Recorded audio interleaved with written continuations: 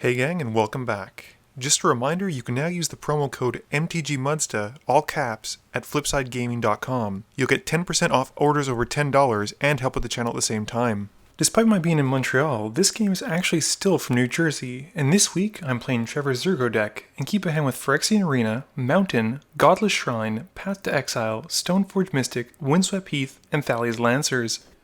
Matt is playing his Temmet deck and keeps a hand with Temple of Enlightenment, Port Town, Plains, Swansong, Ponder, Phyrexian Processor, and Thopter Spy Network. Trevor is playing his Vial Smasher and Ikra deck and keeps a hand with Woodland Cemetery, Blasphemous Act, Dragon Skull Summit, Reliquary Tower, Demonic Tutor, and Crossing Grip. And this is the second game we got to film with Josh, and he's playing his Ravos and Thrasios deck and keeps a hand with Overgrown Tomb, Watery Grave, Marsh Flats, Reality Shift, Cyclonic Rift, Noble Hierarch, and Llanowar Elves. Trevor wins the die roll and starts us off. Trevor plays a tapped Wooded Cemetery and passes. Josh plays an Overgrown Tomb, taking 2 and casts Noble Hierarch. I play Temple of Silence and Scry, keeping it on top. Matt plays a Temple of Enlightenment and also scries, and he also keeps it on top. Trevor plays a Reliquary Tower for his turn and pays 2 to cast Demonic Tutor. Josh plays Watery Grave and shocks himself so that he can cast one of his commanders, Thrasios, and then has enough mana to cast Llanowar Elves. I play a Mountain for my turn and I cast Stoneforge Mystic. I go and tutor for Sword of Fire and Ice, and I pass to Matt. Matt plays a Port Town and reveals an island. Sweet free info. He then casts Ponder and rearranges the top 3 and draws before casting a land tax. Trevor plays a tapped Dragon Skull Summit and passes. Josh plays a Marsh Flats and passes. I play Godless Shrine and take 2 to have it come into play untapped, and I cast a Phyrexian Arena before passing to Matt. Matt gets to use his land tax trigger on his upkeep and grabs 3 basics. He then plays an island and casts Temmet before passing to Trevor. Trevor casts Cultivate during his main phase and announces he's going to play the land that he puts to hand. Wanting to shortcut and speed the game up, he passes to Josh while he searches. At the end of Trevor's turn, Josh activates Thrasios' ability, revealing a Savannah, and gets to put it into play. Josh casts Elves of Deep Shadows, and passes with an alarming amount of mana dorks open. I draw an extra card for my turn, and lose 1 life from the arena. I then play Windswept Heath, and I cast Pure Steel Paladin. Matt finds some basics on his upkeep again, and plays a Plains in his main phase. He then casts Phyrexian Processor, and puts 8 life into it before passing to Trevor. Trevor plays Foreboding Ruins, revealing a Smoldering Marsh from his hand. He then casts Sakura Tribe Elder, and now with enough creatures on the board, is able to cast Blasphemous Act for 1 red mana. With the spell in the stack, Trevor sacrifices his Elder to go and find a basic. Josh activates Thrasios and bottoms the card. I crack my Windswept Heath to go and find a land, and Josh reveals Knight of the Reliquary. I grab Sacred Foundry, taking 2 to have it come into play untapped, and activate the Stoneforge Mystic to put the Sword of Fire and Ice onto the field. But unfortunately I forget about the Pure Steel Paladin draw trigger. Trevor then casts Vial Smasher and passes turn. Josh draws for turn and plays an Exotic Orchard. He then cracks Marsh Flats and brings out Ravos before passing to me. I lose 1 to draw an extra card from the arena, and I bring out an Inquisitor's Flail before passing to Matt. Matt uses his land tax again in his upkeep and grabs 3 basics. He plays an island and casts Thopter Spy Network before passing turn. Trevor plays an untapped Smoldering Marsh for his turn, and paying 6 drops Bane of Progress. Vial Smasher triggers on cast, and Trevor rolls after assigning numbers to each of us. He rolls a 6, and Matt takes 6 damage. All the enchantments and artifacts then blow up, and Trevor's Bane gains 6+1/+1 counters. Moving to combat, Vial Smasher heads towards Josh for 2. Josh returns his Noble Hierarch with his Ravos trigger on his upkeep, and recasts it in his main phase. He then casts Knight of the Reliquary, and passes turn. I seem to not be able to draw lands again, and I play a Sword of Feast and Famine, and have to pass. Matt drops a basic for his turn, and casts Crush of Tentacles to bounce the board before passing to Trevor.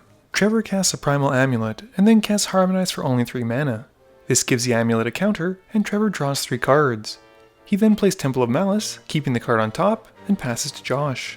Josh recasts the Noble Hierarch, and only recasts the Knight of the Reliquary. He moves to his discard, and we see Vela hit the graveyard. I draw a land for turn thankfully, and play a tapped Nomad Outpost. I then pass to Matt. Matt plays an island and casts the standard All-Star, Gideon, Ally of Zendikar. He makes a Knight Ally token, and passes turn. Trevor recasts Vial Smasher in his main phase, and casts a Relic of Progenitus. He then callously casts his own copy of Phyrexian Arena after having destroyed mine not long ago, and passes turn. Josh casts Findoran Elves in his main phase, and passes. For my turn, I cast Thalia's Lancers in my main phase and grab Urborg, Tomb of Yawgmoth. I then play the Urborg, and I pass to Matt.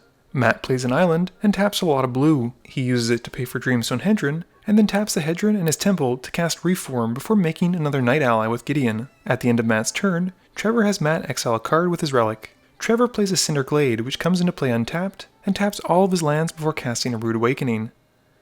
He resolves the Vial Smasher trigger first, and hits me for 5 damage, and then puts a counter onto his Primal Amulet. Matt then counters the spell with Swan Song, and Trevor gets a 2/2 bird. Needing to use up all of his mana before combat, Trevor casts Vandal Blast targeting Matt's Hedron, but then responds to his own spell, casting Crossing Grip targeting the same Hedron. The reasoning becomes clear as Trevor flips his Primal Amulet to reveal Primal Wellspring. He then uses the last of his mana and taps the Wellspring to cast a Comet Storm where X is 2, and kills the 2 Knight ally tokens as he gets a second copy of the spell for using the mana from the Wellspring. At the end of Trevor's turn, Josh sacrifices his Overgrown Tomb to the Knight to go and find Cabal Coffers. Josh plays an Eye of Ugin for his land for turn, and we all wonder why he's an Eye of Ugin in the deck. For my turn, I move to combat and relieve some of my frustration by swinging the Lancers at Trevor for 4. I then cast a Boros Signet and cast Planar Outburst to wipe the board. Matt does get a 3/3 fish token as his Reform dies. Matt plays a Buried Ruins for his land for turn and uses Gideon's 0 once more to get another Knight ally token. He then recasts Temmet and then a Sublime Archangel. Moving to combat, Matt puts the Temmet trigger on the fish and swings it at Trevor, which gets pumped by all the Exalted triggers by an extra +4/+4 and deals a total of 8 damage. Trevor draws an extra card for turn and loses 1 life from the arena. He plays a Marsh Flats and recasts Vial Smasher and follows up with Ikra for the first time on camera and the second time ever. Josh plays a Snow-Covered Forest and taps his Cabal Coffers but only for a black mana to cast an Animate Dead, stealing my Thalia's Lancers. Josh goes and grabs Mariki and then casts her before passing turn. I pay 6 in my main phase and I cast Chandra Flamecaller. I'm pretty concerned with this side of the table though, so I downtick Chandra to 1 to deal 3 damage to the board. This gives Matt a 6/6 whale token, and I pass to Matt. Matt makes another Knight ally token in his main phase, and embalms Temmet. Moving to combat, he puts the Temmet trigger on the whale and swings it at Trevor. Trevor responds and cracks his Marsh Flats to find an Overgrown Tomb, taking 2. He then taps it and his Wellspring to cast Terminate and gets a second copy, killing Temmet and the whale. With the whale dying, this gives Matt a 9/9 Kraken creature, and in his second main phase, Matt casts Azorius Signet and passes. Trevor loses 1 as he draws an extra card from the arena and plays a Yavimaya Hollow. He then brings back out Vial Smasher again and casts Koshkin Falls. Moving to combat, which isn't something Trevor typically does with this deck, he swings Ikra at me for 3 and gains 7 life upon her connecting. Josh casts Heuristic Study in his main phase, and not wanting him to embarrass himself by potentially missing triggers like I would, I counter it with a Pyroblast. Trevor disagrees with this play when there's a Kraken on the field though. I drop for turn and cast a Gilded Lotus, not having to pay 1 extra. I uptick Chandra, and I don't attack anyone before passing to Matt. Matt plays an Adorned Pouncer in his first main phase, a card that I've heard him getting a billion copies of thanks to Stolen Identity, Embalming It, and Temmet's Trigger, but Matt defends it by saying it's just a little kitty. Matt then upticks Gideon to make him into a creature and moves to combat, swinging his knife token to kill Chandra and Gideon at Trevor. Chandra dies, and Trevor takes 5. I threaten to take out Matt's Kraken, but he doesn't care because now he's got his cat. At the end of turn, Trevor has Matt exile a card from his graveyard with the relic. Trevor taps Vial Smasher for his Koshkin Falls trigger and loses 1 to draw an extra card from the arena. He then casts an Eternal Witness in his main phase, and Matt and Josh let it resolve. Trevor brings back Demonic Tutor, which Trevor then casts with a Primal Wellspring, getting to tutor for 2 cards. He then casts Seasons Past to return Demonic Tutor, Marsh Flats, Crossing Grip, Vandal Blast, Rude Awakening, Harmonize, and Blasphemous Act. Not bad for 1 spell. Trevor then plays his Marsh Flats, and we realize he missed the Vial Smasher trigger. He then swings Ikra at me for another 3, and gains 7 life before passing to Josh. Josh draws for turn, and passes after all the shenanigans from Trevor. For my first main phase, I cast Sigurd as aid, and missequence my plays by casting Sword of Feast and Famine. Regardless though, I realized that even if I'd played it properly, I still wouldn't have had enough mana to swing at Trevor because I didn't have the 2 for Koshkin Falls. Trevor does point out that I could have at least cast the sword later on at instant speed, but I decided I wanted to send a message. Matt plays a Tranquil Cove, gaining 1 life. He then recasts Temmet and downticks Gideon to create an emblem. Matt puts the Temmet trigger on his Kraken and swings the 11/11 unblockable at Trevor. At the end of turn, Trevor cracks his Marsh Flats to find a Blood Crypt. Trevor untaps for his turn. He taps his Eternal Witness for the Koshkin Falls trigger. He then draws 2 and loses 1 life. Trevor then taps all of his mana and casts Rude Awakening using the mana from his Primal Wellspring.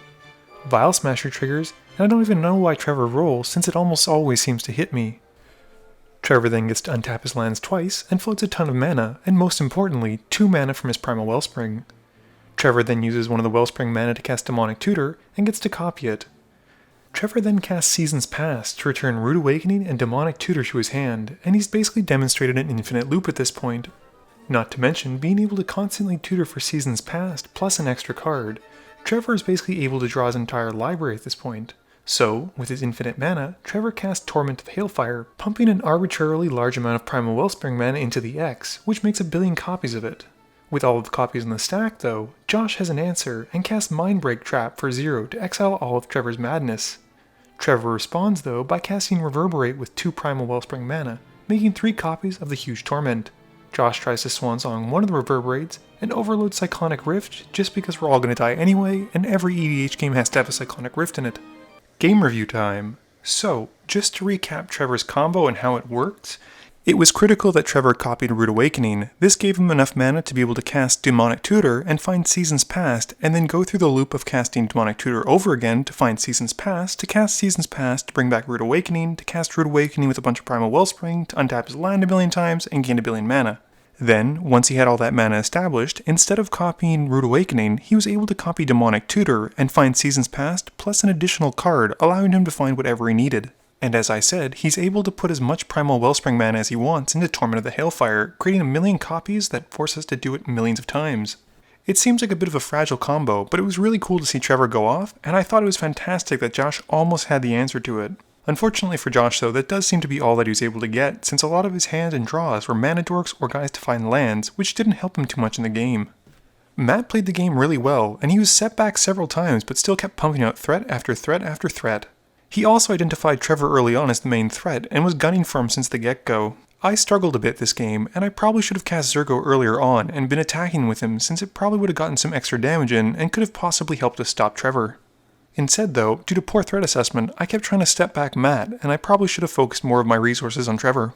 Please be sure to tune in every Monday and Thursday at 11 AM Eastern Standard Time for a guaranteed new video. You can also follow me on Twitter at MTGMudsta. You can find me on Facebook at facebook.com/mtgmudsta. And lastly, you can check me out when I stream at twitch.tv/mtgmudsta. This video is brought to you in support by my patrons. If you're looking for a way to help out the channel, please be sure to visit the link below. Thank you all for watching this video, and don't forget, friends are just opponents you haven't eliminated yet.